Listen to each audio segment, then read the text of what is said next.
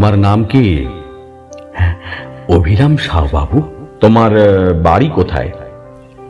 উলুইপুর গাঁয়ে বাবু, উড়িষ্যা। বাড়িতে কে আছে?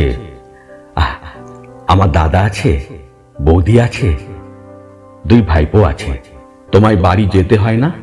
কালে ভদ্রে বাবু, আমি তো সংসার করিনি, ধান জমি আছে কিছু, দাদাই দেখে। তুমি বাড়ি গেলে বদলি দিয়ে যাবে তো? হ্যাঁ নিশ্চয়ই, তবে সে দরকার আমার হবে না বাবু। হলে বদলি দিয়ে যাব নিশ্চয়ই। বদলির কথা কেন উঠল সেটা বলছি তোমায়। আমার সন্ধেবেলা একা থাকতে ভয় হয়, আমার ভূতের ভয় আছে।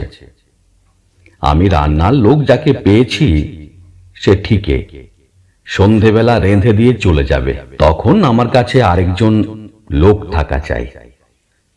সে আপনি চিন্তা করবেন না বাবু, ও হয়ে যাবে। আমার নিজের মনে কোনো ভূতের ভয় নেই। ঠিক আছে অভিরাম। লোকটিকে বেশ ভালোই লাগলো শঙ্কর বাবুর। 40-এর কাছাকাছি বয়স, বেশ হাসি খুশি, চালাক চতুর চেহারা। স্টেট ব্যাংকের কর্মচারী শঙ্কর বাবু এই 7 দিন হলো বদলি হয়ে পশ্চিমবাংলা আর উড়িষ্যার বর্ডারে এই ছোট্ট শহর কাঞ্চনতলা এসেছেন। নিজে একা মানুষ, 2খানা ঘর সমেত একতলা একটি ছোট বাড়ি পেয়েছেন, তাতে তার চলে যাবে। তবে বাড়ির পরিবেশ নিরিবিলি, তাই একজন চাকর সব সময় থাকা দরকার। শঙ্কর বাবুর ভূতের ভয়টা একটা খাঁটি ভয়। অনেক বছর ধরে অনেক চেষ্টা করেও সেটা কাটিয়ে উঠতে পারেননি।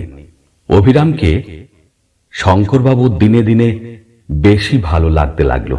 এমনি কাজ তো ভালো করে, খাটতেও পারে, আর সন্ধেবেলা সে সত্যি করে শঙ্করবাবুকে সঙ্গ দেয়। আরেকটা জিনিস শঙ্করবাবুকে অবাক করে, সেটা হলো অভিরামের গল্পের স্টক। সে বলে যে সব গল্প সে ছেলেবেলায় তার দিদিমার মুখে শুনেছে। উড়িষ্যার অফুরন্ত রূপকথা আর উপকথা। অভিরাম ভূতের গল্প বলার মন্ত্রণাও শঙ্করবাবুকে দিয়েছে, কিন্তু শঙ্করবাবু তাতে আমল দেননি। আমি কিন্তু অনেক ভূতের গল্প জানি বাবু। অভিরাম বলল, তা হোক, ও জিনিসটা তুমি বাদ দাও। তা বেশ বাবু, তাই হোক। তবে যদি কোনোদিন মনে হয় ভূতের ভয় কাটিয়ে উঠতে পেরেছেন, তাহলে আমায় বলবেন, তখন আমি আপনাকে ভূতের গল্প শোনাবো। দেখবেন কেমন মজাদার গল্প। তুমি নিজে ভূত মানো অভিরাম? আমার আর মানা না মানাই কি আছে বাবু, ভূত থাকলে আছে, না থাকলে নেই, ব্যাস ফুরিয়ে গেল। তবে হ্যাঁ, ভূত মানে যে খারাপ লোক হবে এটা আমি মানি না। ভালো ভূত হলে খেতে কি, কথা আর বেশি আগালো না। এই ঘটনার 3 মাস পরে এক বর্ষাকালের সকালে অভিরাম শঙ্করবাবুর কাছে এসে বলল, বাবু, দাদার কাছ থেকে চিঠি পেয়েছি।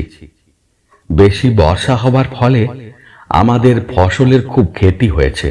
দাদা একা সামলাতে পারছে না, আমাকে 3-4 দিনের জন্য যেতে দিতে পারবেন বাবু? শঙ্করবাবু এ অবস্থায় না বলতে পারলেন না। কিন্তু তুমি যে যাবে, লোক দিয়ে যাবে তো? হ্যাঁ হ্যাঁ নিশ্চয়ই, খুব ভালো লোক দেব। তবে সে বোধহয় আমার মতো কথা বলতে পারবে না। তা হোক, সন্ধেবেলাটা আমাকে একটু সঙ্গ দিতে পারলেই হলো। তা পারবে, আপনি যতক্ষণ না শুতে যাবেন ততক্ষণ ও আপনার কাছেই থাকবে। অভিরাম চলে গেল। 3 দিন পরে শঙ্করবাবু একটা পোস্টকার্ড পেলেন তার ভৃত্যের কাছ থেকে। খবর ভালো নয়, আরো 3 দিন লাগবে সামাল দিতে, তারপর অভিরাম ফিরবে। শঙ্করবাবু কি আর করেন, এদিকে বতলি চাকরটিও তার বিশেষ পছন্দ নয়। মুখটা যেন বড় বেশি গোমড়া, যদিও কাজ করে ভালোই। পরদিন সকালে রেডিওতে খবর শুনে শঙ্করবাবু স্তম্ভিত। তার চাকরের গাঁ এবং তার চারপাশে বেশ অনেকখানি এলাকা জুড়ে প্রচন্ড ঝড় বৃষ্টির ফলে হাজার হাজার লোক মারা গেছে এবং আরো অনেক বেশি লোক গৃহহীন। শঙ্করবাবু মাথায় হাত দিয়ে বসে পড়লেন। এ অবস্থায় কি করা উচিত তা তিনি স্থির করতে পারলেন না। চিঠি লিখে লাভ নেই, অভিরামও যে লিখবে এমন কোনো ভরসা নেই। অভিরামের বদলি নিতাইও এ ব্যাপারে কিছু সাহায্য করতে পারল না। রাত 10টা পর্যন্ত বাবুকে সঙ্গ দিয়ে নিতাই উঠে পড়ল। শঙ্করবাবু একা তার শোয়ার ঘরে প্রবেশ করলেন।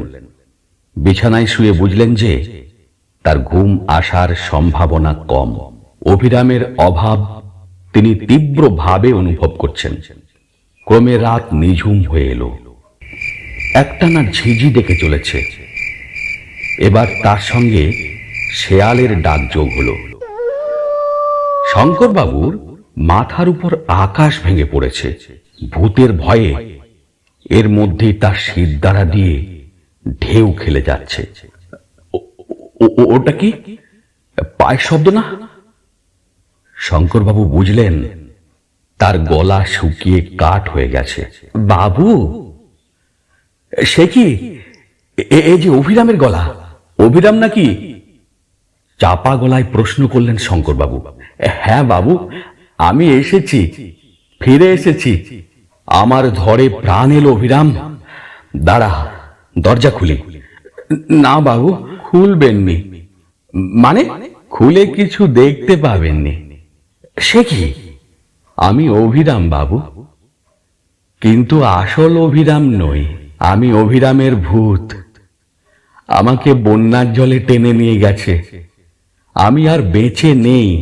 কোনো উত্তর নেই শঙ্করবাবুর দিক থেকে। কি বাবু, শুনলেন আমার কথা? তবুও কোনো উত্তর নেই। বাবু, আবার ডাক এলো বাইরের অন্ধকার থেকে।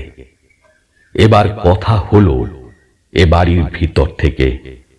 তোকে কিভাবে দেখতে পাবো? শুধু একটা ব্যাপার হলে পাবেন। কি?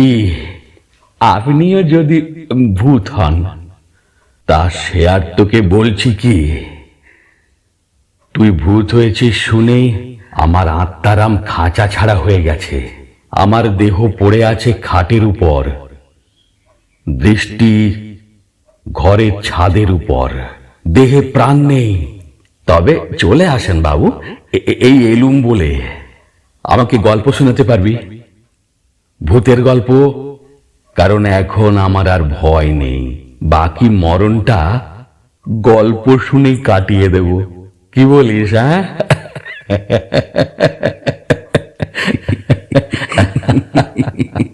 তা যা বলেছেন বাবু।